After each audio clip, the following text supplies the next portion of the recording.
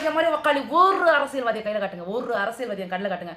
காமராஜர் ஐயா இதே தமிழ்நாட்டில், இதே இந்தியாவில், இதே மக்களுக்காக வாழ்ந்தவர் தான். இறக்கும்போது இடத்த கொண்டுட்டு போறாரு வரலாறு படிச்சிருக்கீங்களா?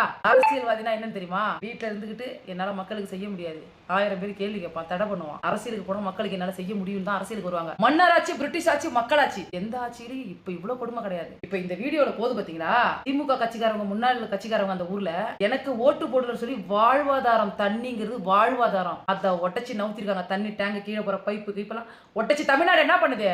இந்நேரம் என்ன பண்ணிருக்கணும்? இன்னைக்குமே நான் டிஎம்கே கட்சிக்கு ஓட்டு போடாதீங்க. குடும்பம் வருஷமா இப்ப ஊருக்கு போயிருந்தப்ப எங்க அப்பா கிட்ட கேட்கிறேன், நான் டிஎம்கே ஓட்டு போட்டேன் அப்படிங்கிறாரு. மயிலாடுதுறை, திருவாரூர் தான் கருணாநிதியை பிறந்த ஊரு. வட்டாரம் எல்லாம் அவருக்கு தான் ஓட்டு போடுது. ஆனா நான் மட்டும் போடல. ஏன்னா நான் பெண்கள் பிரசவத்துல ஒரு கோரிக்கை வச்சதுல எந்த கட்சிக்காரங்களும் எனக்கு பதில் சொல்ல. எல்லா கட்சிக்காரங்களுக்கும் நான் கோரிக்கை வச்சேன். கடைசியில விஜய்க்கு வச்சேன். விஜய் ரசிகர்கள் நாங்க கோரிக்கை வாங்கி தரேன்னு சொன்ன ஒரே காரணத்துக்காக நான் விஜய் எனக்கு ஓட்டு போட்டேன்னு சொன்னேன். அதுக்கு என்ன கேள்வி கிழிச்சிங்க. இவர் திமுக காரர் தான் இந்த தனி டேங்க உடைச்சிருக்காரு. அரசியல் அதிகாரம் தெரியுமா? மக்களுக்கு சேவை செய்ய, உடைச்சு புடுங்க இல்ல. இந்த தேர்தல் நேரம் வரும்பொழுது இதை கொடுக்குற அதை கொடுக்குற இலவசம். 5 வருஷம் அரசியல் தான் இருப்பாங்க, அப்பெல்லாம் சொல்ல மாட்டாங்க. தேர்தல் வரும்போது தான் கீழே இறங்கி மக்களுக்கு கையை கொடுக்குறது, அப்ப சானிடைசர் போட்டு கழுவிடுவாங்க. மக்கள் போய் சாப்பிடுறது, தண்ணி வாங்கி கொடுக்குறது, ஜூஸ் வாங்கி கொடுக்குறதுலாம். ஆனா 5 வருஷம் ஆட்சியில் இருக்கும்போது நம்ம கெஞ்சுன்னு பார்க்க முடியாது, மனு கொடுத்தா பார்க்க மாட்டாங்க. அப்படிதானே? சரி, நீங்க நாட்டு மக்களை சுரண்டலப்பா, நான் தப்பா தான் சொல்லிட்டேன். ஆனா உங்களை தோக்க வச்சு விட்டாக்க தனிட்டாங்க உடைக்கிறீங்க. என்ன அர்த்தம் இது? நாளைக்கு விஜய் கட்சியில் உள்ள செஞ்சாலும் அப்படிதான் வீடியோ போடுவாங்க, சிவானந்த கட்சி செஞ்சாலும் அப்படிதான் ஓட்டு வீடியோ போடுவாங்க. மக்களுக்கு சேவை செய்ய தான் நாங்கள் அரசியலுக்கு வரோம். மக்கள் ஒரு விஷயம் கவனிக்க மாட்டாங்க.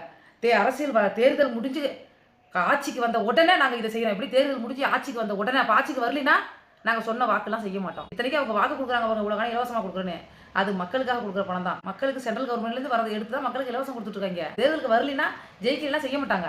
இதை இப்போ ஒருத்தர் ஜெயிக்கிறேன்னு சொல்லி தண்ணிட்டாங்க உடைக்கிறாரு. என்னோட எந்த கேள்விக்கு நீங்க பதில் சொல்ல வேணாம். திமுக கட்சிக்காரங்க என் வீடியோவில் என்னமோ நான் திமுக கட்சிக்கு ஓட்டு போடாதீங்க, திமுக கட்சி தீய சக்தி, நான் என் சேனல் ஏதாவது ஒரு இடத்துல நான் சொல்லியிருக்கேன். பெண்களுக்கு பிரசவத்துக்கு கோரிக்கை வச்சப்போ தான் எல்லாருக்கும் சொன்னேன், ஓட்டு போட்டால் இந்த மாதிரி இந்த கோரிக்கை சரி பண்ணவங்களுக்கு ஓட்டு போடுங்க, நான் போடாதீங்கன்னு சொன்ன தவிர தனிப்பட்ட முறையில் யாரையும் தாக்கி பேசுறதுனா பேசுறேன். திமுக கட்சிக்காரங்களோட வாந்தி எடுத்து கொந்தளிச்சிங்கல்ல, அவர் இத்தனைக்கும் ஒரு டைம் ஜெயிச்சிருக்கிறாரு, ஒரு டைம் அவரை தோக்க வச்சதுனால தண்ணிட்டாங்க உடைச்சிட்டாங்க.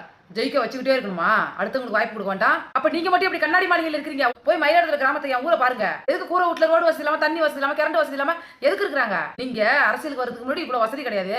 வந்ததுக்கு அப்புறம் கண்ணாடி மாளிகையில் இருக்கீங்கல்ல, உங்களுக்கு ஓட்டு போடுற மக்கள் எப்படி இருக்காங்க தெரியுமா? ஓட்டு போடுற மக்கள் கை கொடுத்தா கூட சானிடைசர் போட்டு கழுவுறீங்க.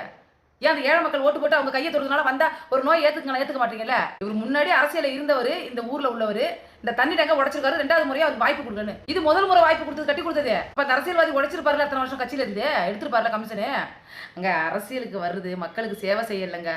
ஏதோ ஒரு கட்சியில பொறுப்புல இருந்தோம்னா இதை வாங்கணும்னு சொல்லி ஒரு கையெழுத்து வரும், இதை கான்ட்ராக்ட் எடுத்துட்டாங்கன்னு சொல்லி ஒரு கையெழுத்துக்கு 1 லட்சம் 2 லட்சம் 5 லட்சம் கமிஷன் வரும்.